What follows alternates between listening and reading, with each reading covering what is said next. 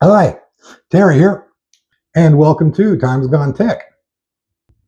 This is 3 pounds of high performance compressed corned black powder.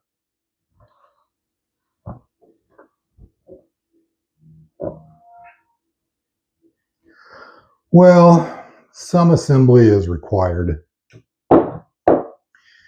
If you're a black powder enthusiast like I am, you might run into the same problem that I have. Not too long ago, I did an internet search of a 60-mile radius of my house. Now, that's a circle 120 miles in diameter, okay?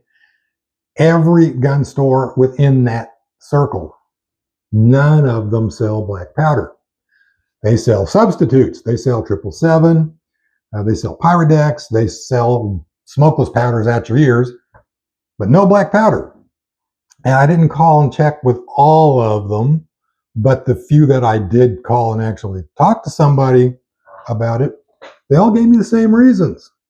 Increasing government regulations have made it financially prohibitive for most gun dealers to stock and sell black powder. And there isn't that much of a demand for it, and there isn't that much markup for it anyway. The government defines black powder as an explosive and pretty much everything else as a propellant. So, of course, explosive. Black powder is an explosive. It explodes. It's an explosive. Smokeless powder is a propellant. It just propels things. It's a propellant. Whereas when this is mixed together, it's an explosive. So there are hazmat fees, explosives licenses, transportation fees, storage bunker requirements, and so many government hoops to jump through these days that, a gun dealer can just buy a case of 777, put it on the shelf, and forget about it. So anyway, for those of us who want to continue shooting black powder, we're in a position where we have to make our own from now on, probably for the foreseeable future anyway. And actually, it's not that hard to do. 3 simple ingredients. Got my, yes, and I am glancing down at my notes. So I want to make sure I get all of this right. Okay, so last year I did a short playlist of videos where I demonstrated several different ways of making black powder. This would be wet methods, dry methods, serpentine, or if you're British, serpentine. As a general rule, there are no inherently explosive or toxic chemicals involved. There are no chemical reactions that you have to keep a close watch on, or you could get into a runaway reaction and it explodes. You don't have to deal with any harsh, dangerous chemicals like concentrated acids or bases. It's actually very safe-ish process, very easy to do. And with just a little patience and a little practice and a mild to medium investment in equipment, that's another thing. It doesn't take a lot of specialized equipment or a background in chemistry to make good quality black powder.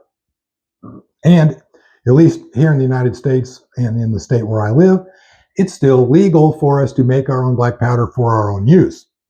So during the testing last year that I did, one of these different methods, I made up about 3 pounds, and mine tested out in some informal testing, at least comparable to GoX and maybe a little better than GoX.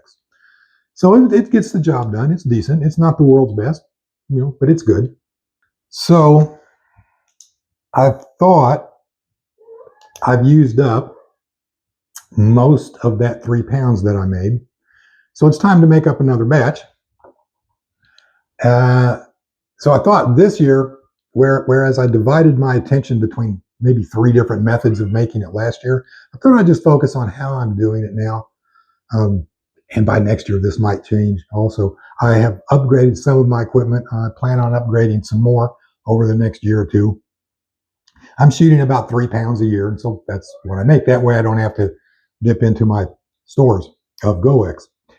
So anyway, I thought I would make a video today and go into a little bit more detail about how I actually make black powder. Now, I want to warn you up front, like I said, and you'll hear me say numerous times, this ain't the best black powder in the world, but it ain't the worst either.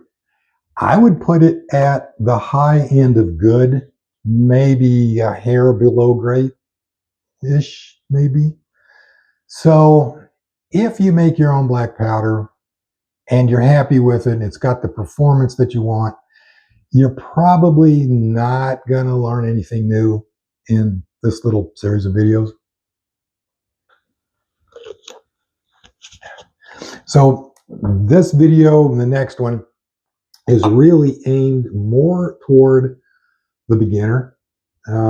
Maybe somebody who has a flintlock or they're wanting to buy a flintlock and they're running into the same problem the rest of us is they can't find black powder anywhere and decide they want to make it themselves and doing some research, shopping around, watching videos, seeing what all's involved, different ways that it's made. They might find this interesting or this information useful. Or if you're already making black powder, but it just hasn't got quite the performance that you want, you're trying to squeeze a little more performance out of it, you might find something, again, in these few videos that you might find useful. Anyway, I hope. So let's get started. First, a little bit of brief history about black powder. And before you start laughing, back in a show called Lock and Load, R. Lee Ermey did a special on gunpowder, and he did a history of black powder as well. So you start laughing at me for it, you're laughing at the gunny too, man. Don't go there. Nobody knows who invented black powder. We think it was invented in China. We don't know for sure. We think the person who invented it was maybe Chinese. We don't know for sure. And for some reason, most people think it was a man. We don't know that either. What we do know is that black powder first starts appearing in written accounts in China around 800 AD. And then it started making its way into Europe in the early 1300s. And the original formula was an even mix, 33, 33, 33, more or less, of potassium nitrate, charcoal, and sulfur. By around 1400, that changed to 60% potassium nitrate, 20% charcoal, and 20% sulfur. And then in the early mid 1400s, that finally settled out into the formula that we use today, 75, 15, and 10, respectively. Also, black powder was never called black powder. Right up into 1880, 1900-ish, it was called gunpowder.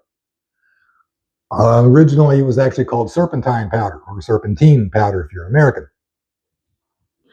So the first serpentine powder was literally powder. They just ground these ingredients together into as fine a powder as they could, got it as evenly mixed as they could, and that's how they used it.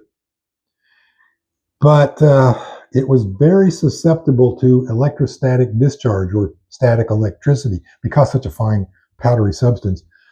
A spark, even so small you couldn't see it with the unaided eye, could actually ignite it and set it off, and actually did, and caused a few accidents and a few deaths were involved.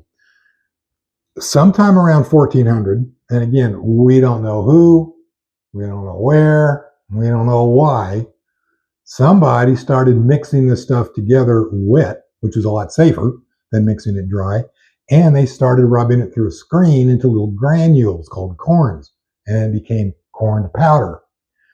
And then right about the time the formula settled out to 75, 15, 10, respectively, it began to be compressed first, then into little pucks called press cake.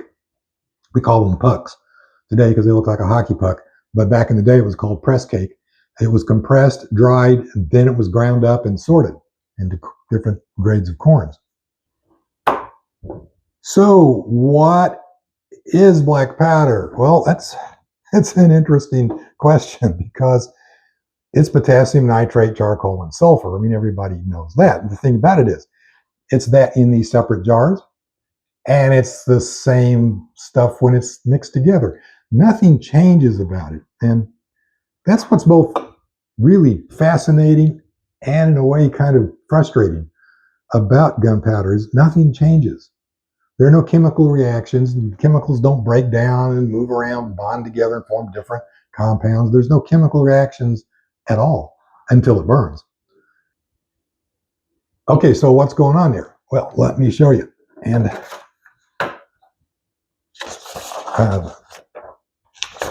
yes, high-tech illustrations will be involved. Okay, potassium nitrate is known as the oxidizer. This, when it heats up, it breaks down and it produces great big gobs of nitrogen gas, water vapor, and oxygen. And that's what actually feeds the flame. The charcoal is the fuel. That's what actually burns. That's also what causes the fouling in the barrel and all of the smoke. It's a very inefficient combustion process. Under the best of terms, best conditions, it actually only about 50% efficient. So it's not really very good, actually. When the sulfur is it reduces the ignite. It's called the igniter. It reduces the ignition temperature and helps the whole stuff burn easier. So just a simple little spark can set it off. But even when it's mixed together under the best conditions, that's still what it is. Even when it's compressed, that's still what it is.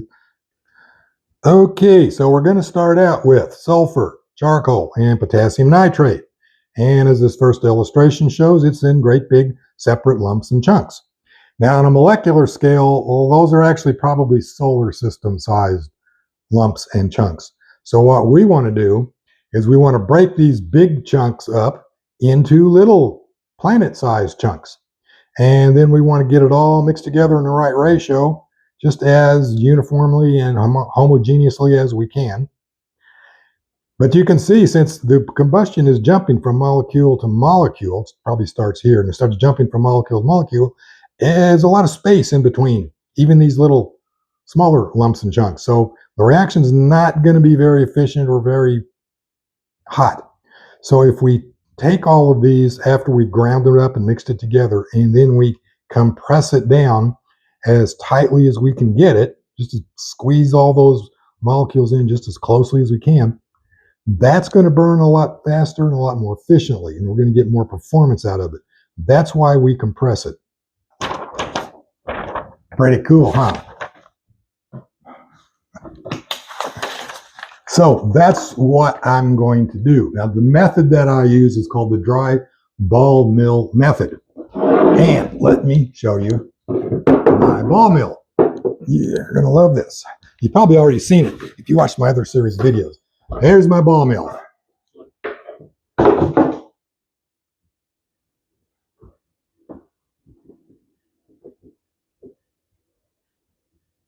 That's a rock tumbler from Harbor Freight. But it works really well as a small-scale ball mill for making black powder. You'd use a little cleaning. But, it's got these two drums, rubberized outside and inside to help reduce buildup of static electricity.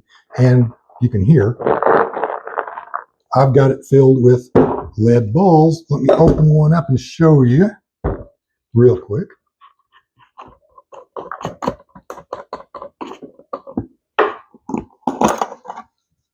This makes a pretty good rock tumbler too, by the way. And it's got a nice tight seal here on it. Okay.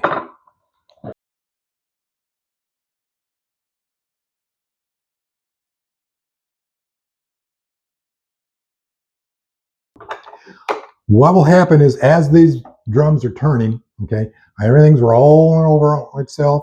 Everything is getting bashed by these balls are banging together. They're pulverizing any little lumps and chunks of materials in between them, and then it's getting them all mixed up nice and thoroughly. So I'm going to mix this together separately, about a pound at a time, because that's about all I could run through here, is 1 pound at a time.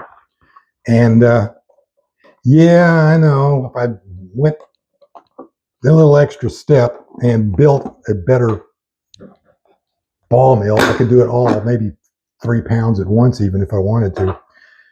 That isn't a future equipment upgrade, but Hey, Harbor Freight. I forget exactly how much I paid for it, but I think it was like $30, maybe $40.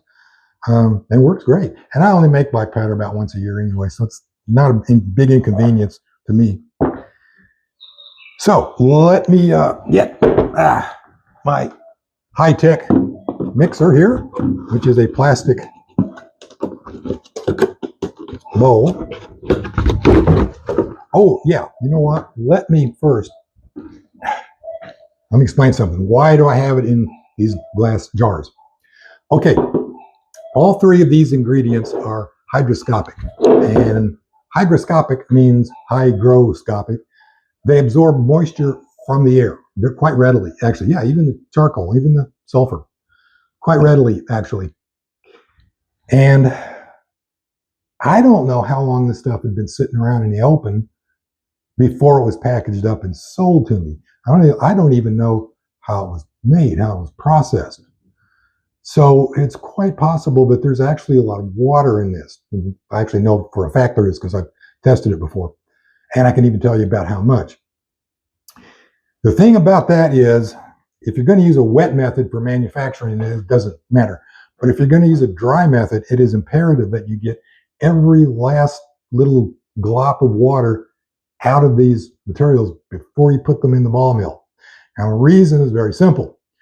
Instead of getting ground up, pulverized, and mixed together as these drums are turning, the balls will just pack that damp powder down against the sides of the drum, and mixing will stop. The whole process just stops. It'll keep rolling. The balls will keep rolling. It's just nothing's getting mixed together. So if you're going to use a dry ball mill method, this stuff has to be absolutely, completely dry. There's another reason. Also, I want 75% potassium nitrate, not 74.5% potassium nitrate and 0.5% water. That's going to throw the mix ratio off because eventually I got to dry this stuff out before it will burn. It doesn't matter how I mix it together. Then I have to dry it out, and that's going to throw the measurements, the weights off. So if I weigh out 340 grams of potassium nitrate, I want 340 grams of potassium nitrate, not 320 grams of potassium nitrate and 20 grams of water. So actually the first step, which I've already done out over the week, is to run this stuff through a dehydrator. Okay, I use a cheap Nesco food dehydrator, 5 trays, silicone pads with the lips around them for making like fruit roll-ups and stuff. And I weigh this stuff out. I add P for plenty. For example, 75% potassium nitrate. Okay, to make a pound, that's 454 grams. That's 340 grams of potassium nitrate.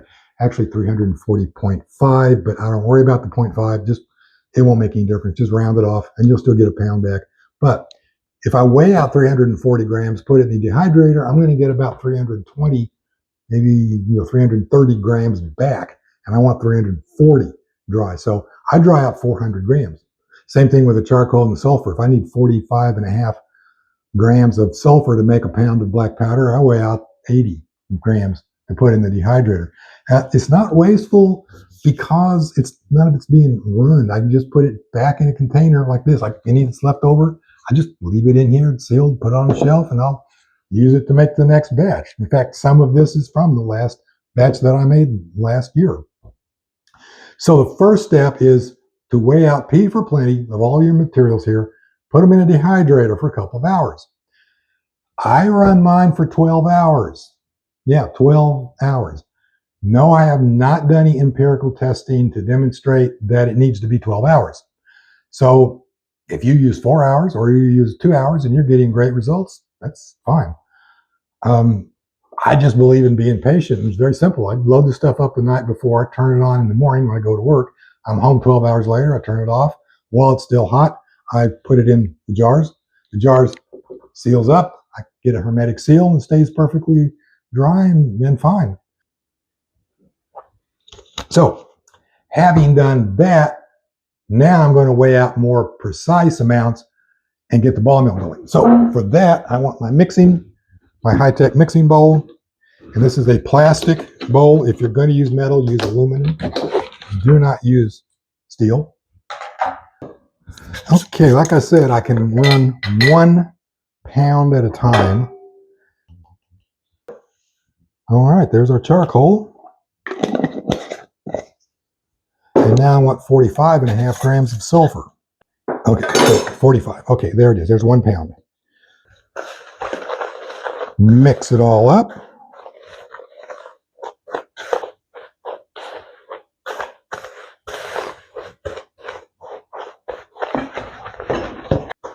There.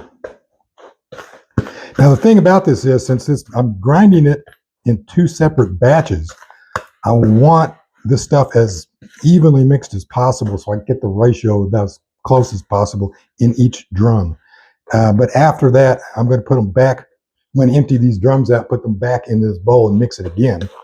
And then I'm going to mix each batch. I'm making 3 pounds, so I'm going to run 3 batches.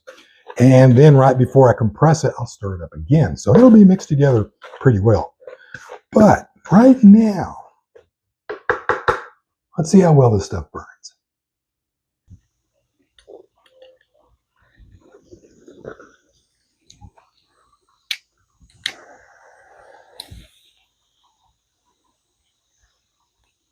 Okay, a little. Not awe-inspiring, but it's already starting to get some kind of a chemical reaction going. Okay, so let's put this in the ball mill. All right, let's get this puppy loaded up.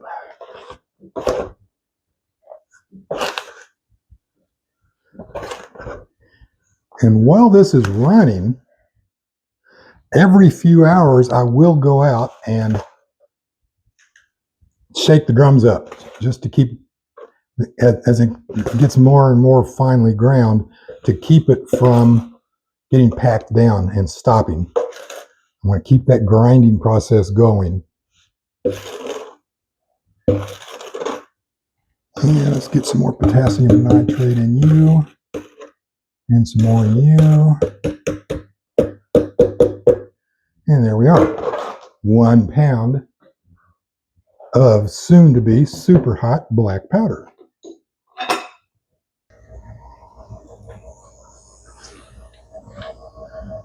So I'm going to let this run for 24 hours. And like I said, I'm going to, every few hours, turn it off, shake the jars up really good to make sure nothing's getting packed down along the outside edges of the drum. And in the past, what I actually did was, after 12 hours, I took everything out, mixed it together again, put it back in to get these 2 drums materials mixed together. And it didn't make any measurable difference. So I don't do that anymore. I just let this run for 24 hours, then I'm going to mix it together.